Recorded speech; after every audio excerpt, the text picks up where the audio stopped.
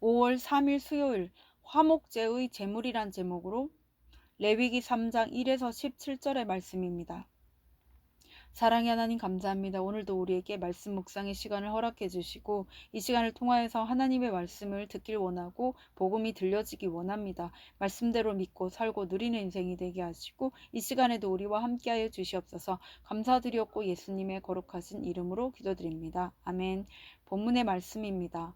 사람이 만일 화목제의 제물을 예물로 드리되 서로 드리려면 숫것이나 암것이나 흠 없는 것으로 여호와 앞에 드릴지니 그 예물의 머리에 안수하고 회막 문에서 잡을 것이요 아론의 자손 제사장들은 그 피를 제단 사방에 뿌릴 것이며 그는 또 화목제의 제물 중에서 여호와께 화제를 드릴지니 곧 내장에 덮인 기름과 내장에 붙은 모든 기름과 두 콩팥과 그 위에 기름 곧 허리 쪽에 있는 것과 간에 덮인 꺼풀을 콩팥과 함께 떼어낼 것이요 아론의 자손은 그것을 제단 위의 불 위에 있는 나무 위에 번제물 위에서 살을 찌니 이는 화제라 여호와께 향기로운 냄새니라. 만일 여호와께 예물로 드리는 화목제의 제물이 양이면 숫것이나 암것이나 흠 없는 것으로 드릴지며 만일 그의 예물로 드리는 것이 어린 양이면 그것을 여호와 앞으로 끌어다가 그 예물의 머리에 안수하고 회막 앞에서 잡을 것이요 아론의 자손은 그 피를 제단 사방에 뿌릴 것이며 그는 그 화목제의 제물 중에서 여호와께 화제를 드릴지니 그 기름 곧 미골에서 밴 기름진 꼬리와 내장에 덮인 기름과 내장에 붙은 모든 기름과 두 콩팥과 그 위에 기름 곧 허리 쪽에 있는 것과 간에 덮인 꺼풀을 콩팥과 함께 떼어낼 것이요 제사장은 그것을 제단 위에서 불사를 지니 이는 화제로 여호와께 드리는 음식이니라. 만일 그의 예물이 염소면 그것을 여호와 앞으로 끌어다가 그것의 머리에 안수하고 회막 앞에서 잡을 것이요 아론의 자손은 그 피를 제단 사방에 뿌릴 것이며 그는 그 중에서 예물을 가져다가 여호와께 화제를 드릴지니 곧 내장에 덮인 기름과 내장에 붙은 모든 기름과 두 콩팥과 그 위에 기름 곧 허리 쪽에 있는 것과 간에 덮인 꺼풀을 콩팥과 함께 떼어낼 것이요 제사장은 그것을 제단 위에서 불사를 지니 이는 화제로 드리는 음식이요 향기로운 냄새라. 모든 기름은 여호와의 것이니라. 너희는 기름과 피를 먹지 말라. 이는 너희 모든 처소에서 너희 대대로 지킬 영원한 규례니라. 아멘. 도움말입니다. 화목제는 화목으로 번역한 히브리어 쉘라밈은 온전하다, 완전하다, 건강하다는 뜻에서 유래된 말입니다. 따라서 화목제는 하나님과 인간 사이의 관계가 온전히 회복되었음을 감사하여 드리는 제사입니다. 4절에 간에 덮인 꺼풀은 간을 덮고 있는 기름을 말합니다. 미골은 꽃무늬뼈, 꼬리뼈를 말합니다. 본문 요약입니다. 사람이 화목제의 희생제물을 드릴 때는 흠없는 것으로 드리고 그 예물의 머리에 안수하고 회막 앞에서 제물을 잡아야 합니다. 또 모든 기름은 여호와의 것으로 내장에 덮인 기름과 내장에 붙은 모든 기름과 콩팥은 제단 위에서 화제로 드려야 합니다. 오늘의 중보기도입니다. 전 세계 선교사들이 선교지에서 화목하게 하는 직분을 완수할 수 있게 하옵소서. 아멘. 본문 해설입니다. 첫 번째, 흠 없는 것 1에서 5절의 내용입니다. 화목제는 번제나 소제와 마찬가지로 여호와께 향기로운 냄새가 됩니다. 번제와 달리 화목제의 제물은 암수의 구별 없이 드릴 수 있지만 어떤 것이든 흠 없는 것이어야 합니다. 왜냐하면 구속사의 관점에서 볼 때 구약의 모든 제물은 장차 온 세상의 죄를 씻는 온전한 화목제물로 오실 예수 그리스도를 미리 보여주기 때문입니다.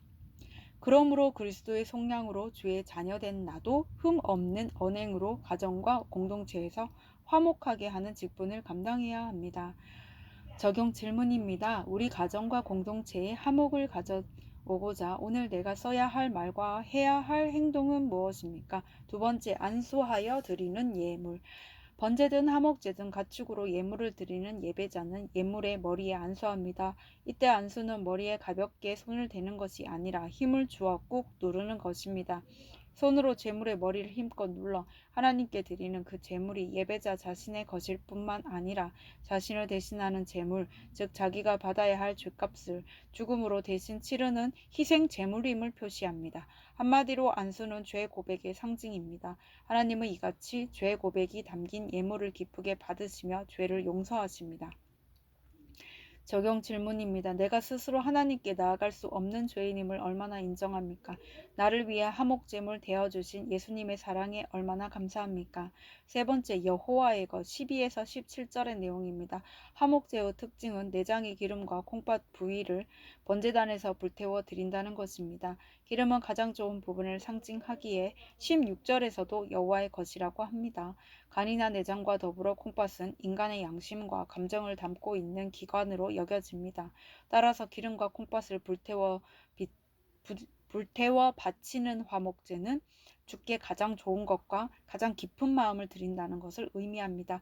내가 이렇게 할 수 있는 것은 주님이 가장 귀한 독생자를 내게 주셨기 때문입니다. 적용 질문입니다. 내가 오늘 여호와의 것으로 구별하여 지켜야 할 양심이나 감정은 무엇입니까? 오늘 기도하기는 오늘 제 입에서 나오는 말과 몸으로 하는 행동을 흠없는 제물로 드리길 원합니다. 제 힘으로는 그렇게 할 수 없음을 고백하오니 영원한 화목 제물이신 주께서 도와주옵소서. 제 양심과 감정을 여호와의 것으로 구별하여 거룩하게 드릴 수 있도록 인도해 주옵소서. 아멘. 묵상 간증입니다. 면도날에서 화목 제물로란 제목으로 김조슈아님의 말씀 적용글입니다.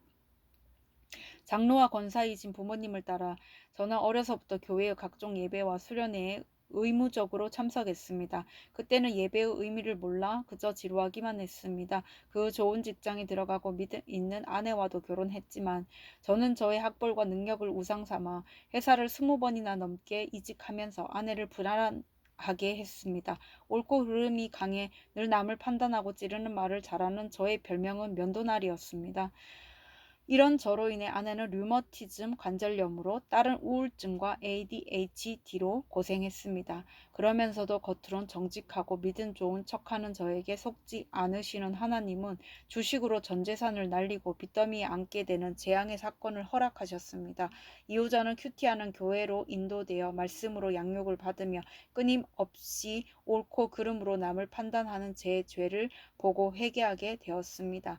말씀을 들으면서 세속적 가치관에서 구속사의 가치관으로 조금씩 바뀌었고 내 힘으론 아무것도 할 수 없고 오직 하나님만이 모든 것을 하실 수 있다는 것을 믿는 것이 진정한 믿음임을 깨달았습니다. 그러면서 예수님의 십자가 사건과 구원의 참 의미를 알게 되고 구원에는 화목제와 같은 희생과 제사가 필요하다는 것을 이해하게 되었습니다.